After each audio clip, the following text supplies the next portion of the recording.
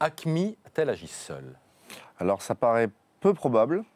Effectivement, leur rayonnement sur la Côte d'Ivoire n'est pas connu, mais par contre, ils ont pu faire appel au groupuscule Boko Haram, qui, lui, par sa proximité limitrophe au niveau de la Côte d'Ivoire, a pu détacher les éléments pour faire une forme de sous-traitance. Mais qu'est-ce qui vous permet de dire ça?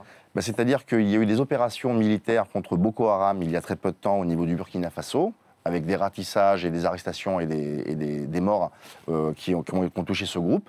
Maintenant, AQMI peut revendiquer, ils peuvent avoir donné les ordres, ils peuvent avoir fait appel au groupuscule Boko Haram, qui, eux, ont des hommes et qui sont liés, on le sait depuis maintenant fort longtemps, par de la coopération sur des techniques d'explosifs ou d'infiltration, et donc on peut sous-traiter le terrorisme dans ces pays africains. Mais comment ces groupes terroristes continuent-ils à agir alors que nous sommes en opération, nous, là-bas en Côte d'Ivoire? Comment ça se fait?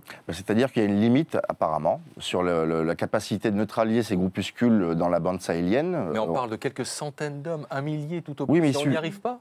Non, apparemment non. Et puis, je le rappelle, il suffit d'un individu avec une ceinture explosive pour créer des dégâts, malgré le ratissage des militaires français, et malgré les opérations en cours, et malgré la surveillance par satellite ou la téléphonie mobile.